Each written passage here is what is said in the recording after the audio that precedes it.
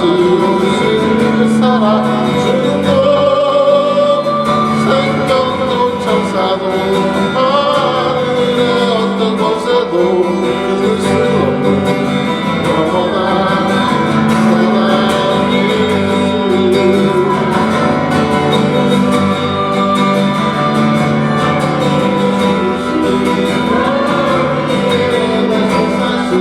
그리스도 다시 옷을 살아주는 것 생명도 천사도 하늘의 어떤 곳에도 끊을 수 없는 영원한 이 사랑 예수.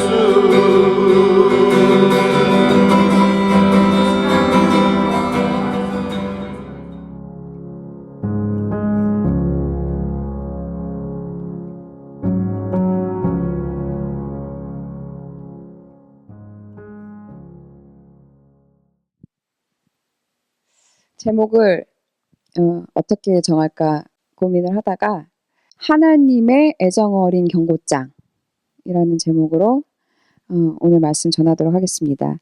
본문 신명기 29장 14절에서 20절까지의 말씀입니다. 제가 읽도록 하겠습니다. 이것은 오늘 여기 서 있는 여러분뿐만 아니라 아직 태어나지 않은 여러분의 후손들과도 맺는 계약입니다. 여러분은 우리가 이집트에서 어떻게 살았으며 다른 민족의 땅을 어떻게 통과하여 여기까지 왔는지 다 알고 있습니다. 그리고 여러분은 나무와 돌과 은과 금으로 만든 이방 민족의 우상들도 보았습니다. 오늘 여기에 서 있는 여러분은 남자든 여자든 가족이든 지파든 누구든지 여러분의 하나님 여호와를 떠나 다른 민족의 신들을 섬기지 않도록 하십시오. 우상을 섬기는 자는 쓰고 독한 열매를 맺는 독초의 뿌리와 같은 자들입니다. 이 저주의 경고를 듣고도 여러분은 내가 고집대로 살아도 모든 것이 다 잘 될 것이다 라는 경솔한 생각을 하지 않도록 하십시오. 그렇게 하면 선한 사람과 악한 사람이 다 같이 멸망할 것입니다. 여호와께서는 이런 자를 절대로 용서하지 않으실 것이며 분노와 질투의 불을 그에게 쏟고 이 책에 기록된 모든 저주로 그를 소멸해 버릴 것입니다. 신명기 29장 14절부터 20절까지의 말씀이었고요. 이 말씀 신명기 29장은 이스라엘 백성들이 가나안 땅에 들어가기 바로 직전의 모습입니다. 잠시 말씀의 배경에 대해서 좀 설명을 하면 본문 신명기 29장은 가나안 땅을 들어가기 전 모압 땅이죠.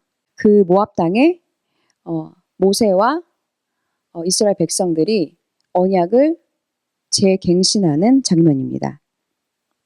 이 배경을 좀 설명하면 이스라엘 백성이 애굽 땅에서 400년의 그 종살이를 마치고 위대한 지도자 모세를 통해서 출애굽을 하죠. 그리고 그 출애굽 당시에 10가지의 놀라운 재앙을 보게 됩니다. 그 하나님이 행하시는 이적들을 보게 되고 그리고 이제 그 이적들을 경험하고 이제 하나님의 백성답게 하나님을 예배하기 위해서 가나안 땅을 향한 여정을 시작하게 됩니다. 이제 우리가 다 알고 있는 사건들이 일어나는데요. 먼저 그 홍해를 가르는 사건, 그리고 만나 사건, 반석에서 물이 터져 나오는 사건, 그 아말렉 전투에서 모세가 손을 들면 승리하고 손을 내리면 패했던 그 사건들이 그 기적의 사건들이 약 3개월 동안 집중적으로 일어나게 됩니다. 그러면서 이제 이스라엘 백성들은 하나님의 그 놀라우신 하나님 되심을 목격하는 거죠. 그리고 3개월이 지나면서 시내산에 도착하게 됩니다. 이스라엘 백성들이. 시내산에 도착한 이스라엘 백성들이 모세가 시내산에 올라가서 40일간 머물면서 율법과 십계명을 받죠. 그리고 그곳에서 1년여 정도를 머물면서 그 하나님의 명령에 따라서 성막을 짓게 됩니다.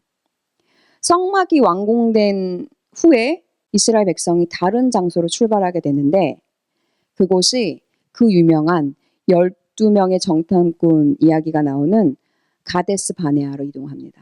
가나안 땅의 국경 지역이죠. 그리고는 이 40일간의 12명의 정탐꾼이 40일간의 가나안 땅을 정탐하고 돌아옵니다. 그리고 이제 불평을 늘어놓기 시작하죠. 10명이 여호수아 갈렙을 제외한 10명이 불평을 늘어나요. 이렇게 늘어놓죠. 땅 되게 좋더라. 근데 거인 족속 살더라? 우리 힘으로는 절대 할 수 없어. 그렇게 인간의 마음에서 출발한, 인간의 생각으로 출발한 이야기들을, 그 불평들을 10명의 정탐꾼이 쏟아내고 여호수아와 갈렙만 하나님의 말씀을 의지한 말들을 선포하죠. 하나님께서는 이 10명의 정탐꾼의 불평에 대해서 책망하시고 40일간의 정탐 시간을 40년으로 환산하셔서 그들의 광야의 시간이 시작됩니다. 이 기간 동안 하나님께서는 가나안 땅에 들어갈 새로운 세대를 준비하셨고 이제 그 38년간의 시간이 다 지나고 가나안 땅을 눈앞에 둔 다음 세대들이 모세와 하나님이 주신 새로운 언약을 갱신하는 장면입니다. 지금 모압 땅에 모여있는 이스라엘 백성이 어떤 시간을 거쳐왔고 지금 어떠한 마음으로 그 모압 땅, 그 중동의 모래바람 부는 그곳에 어떻게 서 있는지 그 장면이 상상이 되시죠. 29장 전체는 이스라엘 백성을 향해서 하나님이 행하신 일들, 이스라엘 백성을 향해서 행하신 일들을 아주 간략하지만 강력하게 전하고 있고 언약에 대한 순종과 불순종 내용에 대한 결과를 언급하고 있는데 순종에 대한 말씀은 29장에서 단 한 절, 9절에 한 절에서만 하나님께서 말씀하시고 나머지 부분은 우상 숭배에 대한 무서운 결과를 아주 강력하게 하나님이 말씀하시고 있는 장입니다. 왜 하나님이 이렇게 우상 숭배에 대해서 이렇게 강력하게 말씀을 하셨을까요? 왜 하셨을까요? 백성들이 멸망의 길에 들어서지 않기를 바라시는 그 아버지의 마음이셨겠죠. 그렇죠? 본문 신명기 29장 14절에서 20절에서는 두 가지를 하지 말라고 경고합니다. 명확하게 두 가지를 하지 말라고 하는데 첫째는 여호와를 떠나 다른 신들을 섬기지 말라 이렇게 말씀하시고 둘째는 네 고집대로 살아도 잘 될 것이다 라고 하는 경솔한 생각을 하지 말아라. 이렇게 두 가지를 하나님께서 명확하게 하지 말라고 경고하고 계십니다. 첫째 경고에서는 하나님을 떠나서 다른 신들을 섬기는 자들에 대해서 쓰고 독한 열매를 맺는 독초의 뿌리와 같은 자들이라고 그들의 정체성에 대해서 설명하세요. 여호와를 떠나 다른 신들을 섬기는 자들에 대해서 주님이 어떻게 말씀하시냐면 너희들은 쓰고 독한 열매를 맺는 독초의 뿌리와 같은 자들이라고 정의하세요. 그리고 두 번째 경고에서는 내 고집대로 살아도 잘 될 것이다라는 경솔한 생각을 하지 말라고 경고하시고 이 두 번째 경고에 대해서는 두 가지의 결과에 대해서 말씀하세요. 그 첫 번째 결과는 선한 사람과 악한 사람이 다 같이 멸망할 것이다. 악한 사람만 멸망하는 게 아니라 선한 사람과 악한 사람 다 같이 멸망할 것이다. 이게 두 번째 경고의 첫 번째 결과입니다. 이걸 다른 번역으로는 이렇게 말하고 있어요. 당신들이 그런 사람들을 그대로 두면 맹렬한 재난을 만나서 파멸하게 되고 말 것입니다. 두 번째 경고의 두 번째 결과는 이렇습니다. 성경 그대로 읽을게요. 여호와께서는 이런 자를 절대로 용서하지 않으실 것이며 분노와 질투의 불을 그에게 쏟고 이 책에 기록된 모든 저주로 그를 소멸해 버릴 것입니다. 다시 정리하자면 이런 말이에요. 우상을 섬기는 너, 독초의 쓴뿌리 같은 존재다. 우상을 섬기면서도 괜찮을 거라고 생각하는 너 때문에 다른 사람들도 망할 수 있는데 그런 너를 절대 용서하지 않고 책에 기록된 모든 저주로 너를 태워 없앨 거야. 주님이 이렇게 말씀하고 계시는 거예요. 여기까지는 이제 주님이 말씀 가운데서 주시는 그 중요한 내용들과 또 이 말씀의 배경에 대해서 짧게 정리해 봤는데요.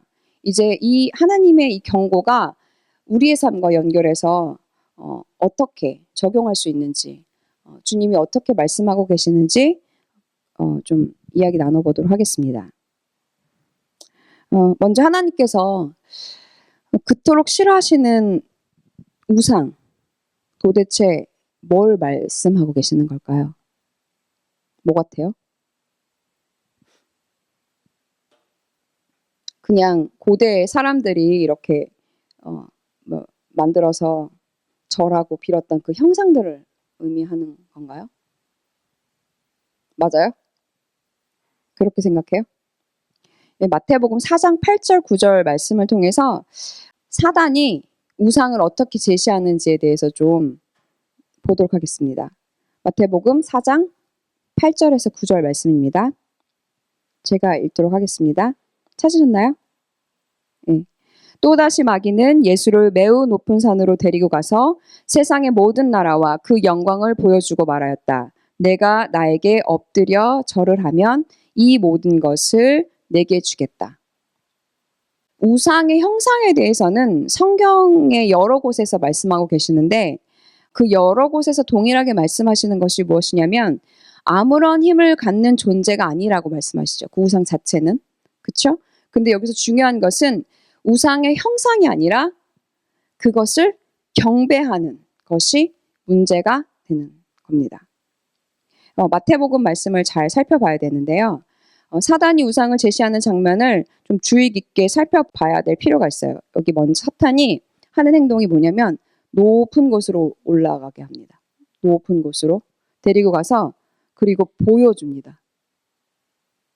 무엇을 보여줍니까? 세상의 모든 나라와 그 영광을 먼저 보여줘요. 높은 곳으로 데려가고 보여줘요.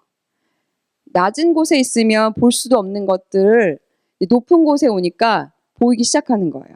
그리고 그것을 줄 수 있는 나한테 엎드려서 절하라고 말합니다. 우상을 숭배하는 것은 사단한테 엎드려서 절을 하는 그 경배 행위인데 눈에 보이는 것에 탐욕이 생기니까 높은 곳에 올라가서 세상과 영광을 보니까 마음에 탐심이 생겨서 자신의 정체성을 잊어버리는 거죠. 내가 하나님 형상대로 지어져서 내가 오직 하나님만을 경배해야 되는 존재인데 높은 자리에 올라가서 교만의 자리에 올라가서 세상과 영광을 보니까 탐심이 들어오고 이걸 갖고 싶으니까 사단한테 절을 하는 꼴이 됩니다. 상상해 보세요. 자, 당신이 마귀한테 절하는 모습 한번 상상해 보세요. 이게 우상의 숭배입니다. 엎드려 절하다라는 헬라어의 의미는 엎드리다는 핍토, 그러니까 넘어지다. 실제로 이렇게 넘어져서 몸이 육신이 넘어져서 땅에 이렇게 떨어지는 것을 의미하고 절하다는 프로스퀴네, 경배하다라는 뜻으로 굽실거리거나 주인의 손을 개처럼 핥다라는 단어에서 유래한 말입니다. 다시 한번 정리합시다. 마태복음 4장 8절 9절의 말씀에서 마귀가 어떻게 유혹을 합니까? 높은 곳으로 데려가죠. 교만의 장소로 데리고 갑니다. 그리고 보여줍니다.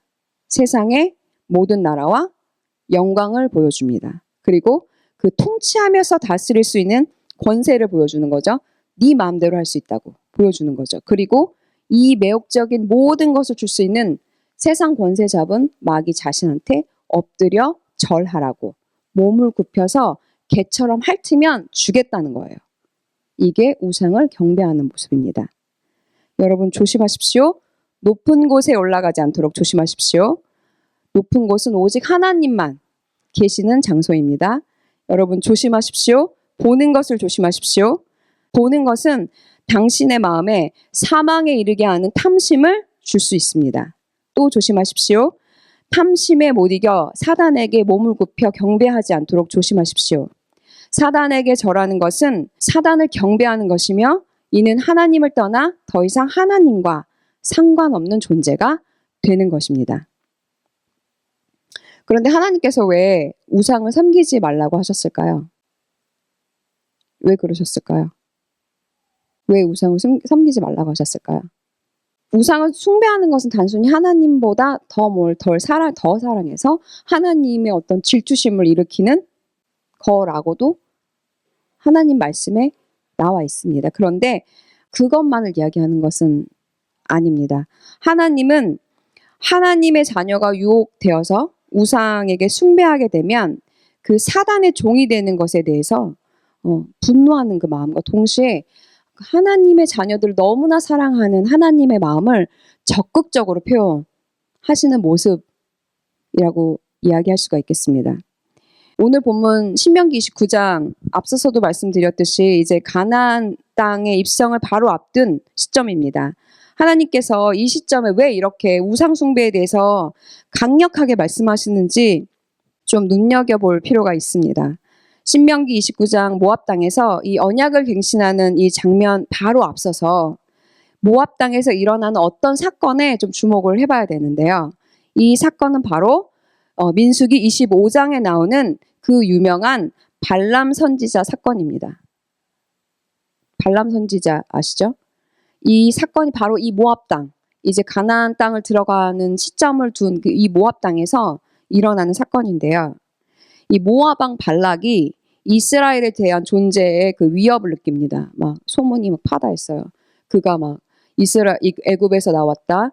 수가 엄청나다. 그와 함께 하신 하나님이 너무나 놀라운 존재다라는 아주 그 위협을 느끼고 있었는데, 그리고 선지자 발람을 고용합니다. 모압 왕 발락이. 그리고 이스라엘에게 이스라엘을 저주해달라고 부탁을 하죠. 발람이 다양히 하나님의 경고로 이스라엘 백성을 저주하는 일이 무산되고 오히려 이스라엘 백성을 축복하고 더 나아가서 오실 예수 그리스도를 예언하는 예언까지 하게 되죠. 여기서 끝나면 참 좋은데 이제 발락이 발람한테 제시한 그 재물이 어마어마했던 것 같아요. 이 발람이 탐심을 못 이기고 발락의 요구를 들어줄 수 있는 은밀한 방법을 제시를 하는데, 그게 뭐냐면 바로 나는 그들을 저주할 수 없어. 근데 바로 그들이 스스로 하나님께 벌 받을 일을 하게 하면 될 것 같아. 그리고 그 방법을 제시합니다. 그게 바로 바알 우상을 숭배하는 그 일을 제시를 해요. 많은 백성들이 이 유혹에 넘어갔고 그로 인해서 많은 사람들이 연병으로 죽게 되는 비극적인 사건이 그 모압 땅에서 발생하게 됩니다. 민수기 25장 1절에서 2절 말씀에 이스라엘이 시뜸에 머무는 동안에 백성들이 모압 사람들의 딸들과 음행을 하기 시작했다. 모압 사람의 딸들이 자기 신들에게 바치는 제사에 초대하였고 이스라엘 백성은 거기에 가서 먹고 그 신들에게 머리를 숙였다. 왜 유혹됐을까요? 이런 생각 해봤어요. 가나안 그 광야 생활 오래 했고 만나 먹은 지 너무 오래됐고 풍요로운 음식과 어떤 그런 파티 문화 좀 그리웠을 것 같기도 해요. 그런데 이스라엘 백성들이 바알 제사에 바알에게 머리를 숙인 그 유혹된 이유가 있습니다. 이 바알 제사의 특징이에요. 바알 제사의 특징이 뭐냐면 바알 신은 풍요를 주관하는 신인데 그 비와 풍요를 기원하는 거예요. 바알 신에게. 그런데 바알 제사는 그 성적 타락과 매우 깊은 관련이 있습니다. 바알 신전에는 남녀 창기들이 있었고 또 이들의 기도 방법 중에 하나가 신전에서 독주를 만취한 상태로 마시고 창기들과 성행위를 하는 것이 이들의 기도 방법이었어요. 공식적인 기도 방법. 그리고 또 이들은 인신 제사를 드리기도 했는데 그 어린 아이를 제물로 바치는 것이었는데 어린 아이를 우상의 팔에 올리고 그 어린 아이를 태워 죽이는 거예요. 그래서 하나님께서 그 우상 숭배가 그토록 역겹다고 하신 이유가 이것에 있습니다.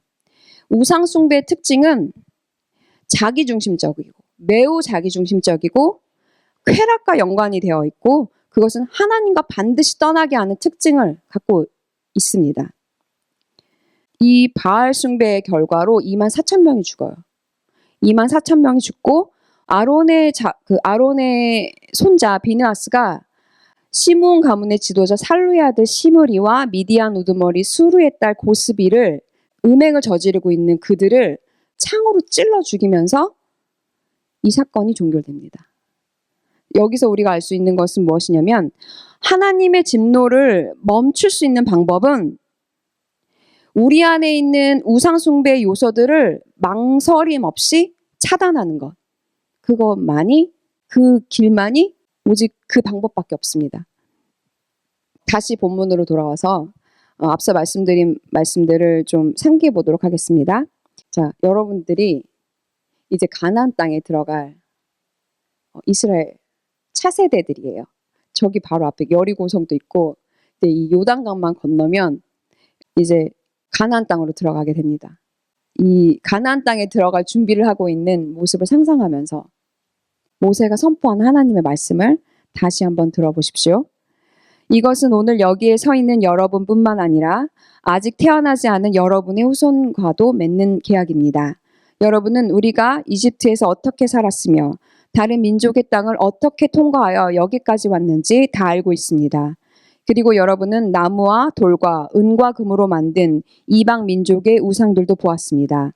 오늘 여기에 서 있는 여러분은 남자든 여자든 가족이든 지파든 누구든지 여러분의 하나님 여호와를 떠나 다른 민족의 신들을 섬기지 않도록 하십시오. 우상을 섬기는 자는 쓰고 독한 열매를 맺는 독초의 뿌리와 같은 자들입니다. 이 저주의 경고를 듣고도 여러분은 내가 고집대로 살아도 모든 것이 다 잘 될 것이다라는 경솔한 생각을 하지 않도록 하십시오. 그렇게 하면 선한 사람과 악한 사람이 다 같이 멸망할 것입니다.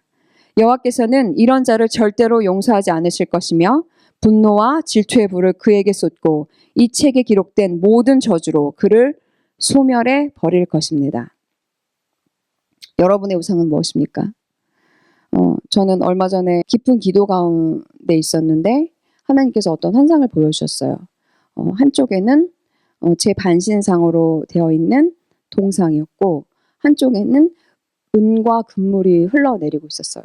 근데 제가 은과 금물을 소중하게 받아다가 제 반신상 동상에 너무나 정성스럽게 계속 바르고 있는 모습을 하나님께서 보여주셨는데 그 환상을 통해서 제 안에 하나님 주셨던 깨달음은 내 이 상반신 위에 있는 게 제 이제 머리와 또 제 이 감정이 나온 마음 있잖아요. 그러니까 내가 내 머리에서 나오는 생각과 내 마음에서 나오는 이 감정들이 내 우상이 되어서 내가 하나님의 말씀을 기준으로 하는 생각을 하지 않고 내 생각과 내 감정에 따른 생각으로 나를 통치하고 있었구나. 이것이 정말 나의 큰 우상이었구나. 라는 그 깊은 깨달음을 하나님이 주셔서 지금까지도 생각, 하나님께 반하는 나의 생각, 또 그냥 어떤 느낌으로 느껴지는 이 감정들이 올라올 때마다 하나님의 말씀으로 그것을 바꿔서 생각하고 제 스스로에게 선포하는 그 싸움을 저도 여전히 하고 있습니다. 여러분들 기억하십시오. 여호와를 떠나서 우상을 섬기지 마십시오. 이미 그 우상을 섬겨서 고통을 받고 있다면 그 우상을 망설임 없이 처단하는 길만이 사는 길입니다. 여러분 기억하십시오. 여러분의 우상 숭배는 여러분을 고통스럽게 하는 것뿐만 아니라 여러분이 사랑하는 사람들까지도 고통스럽게 된다는 사실을 기억하십시오. 여러분 기억하십시오. 이 경고를 듣고도 이대로 살아도 괜찮을 거라는 경솔한 생각을 한다면 하나님께서 여러분을 용서하지 않으시고 불을 쏟아 책에 기록된 모든 저주로 여러분을 소멸해 버리실 것입니다. 여러분에게 묻고 싶습니다. 인간인 우리에게 매일 주어진 이 시간들이 모여서 나의 수명이 결정됩니다. 이것이 인간의 삶이죠. 여러분의 삶 가운데 여러분이 여러분을 통치하고 있지는 않은지, 또 여러분이 지금 보고 있는 것은 무엇인지, 또 여러분 안에 가득한 것이 무엇이며 여러분이 지금 사로잡혀 있는 것이 무엇인지, 또 어떤 말을 하면서 시간을 보내고 있는지, 내가 내 시간을 내가 원하는 대로 사용하는 것은 아까 마태복음에서 읽은 것처럼 높은 자리에 올라가는 것입니다. 교만한 자리에 올라가는 거죠. 그리고 그 높은 자리에서는 그 높은 자리에서 보이는 세상과 세상의 영광이 여러분들의 눈으로 들어와서 온갖 죄악들을 만들어낼 것입니다. 여러분들이 보고 있는 것이 얼마나 중요한지 생각하고 또 생각하셔야 됩니다. 이제 자신의 쾌락을 위해서 살았던 모든 삶을 떠나서 하나님께 떠나있던 모든 삶을 중단하고 하나님께 돌아오십시오. 말씀을 펴서 말씀을 읽고 예배의 자리에서 예배를 드리고 사망의 영의 종로를 타고 있는 내 가족과 이웃을 위해서 나라를 위해서 기도해야 됩니다. 말씀에 순종하는 일에 여러분 자신의 시간을 쏟아야 할 때입니다. 신명기 29장 9절 말씀에 하나님께서 축복을 주세요. 유일하게 한 절. 말씀하신 그 언약을 따라 사는 사람에게 주시기로 한 약속이에요. 뭐냐면 모든 일에 하나님의 그 형통하심을 주시겠다는 거예요. 그 하나님으로부터 떠났던 그 모든 우리의 시간들을 하나님께로 다시 돌이켜서 하나님이 모든 것에 주시고 싶으신 그 하나님의 형통함을 누리시는 여러분 되시기를 축복합니다. 기도하겠습니다.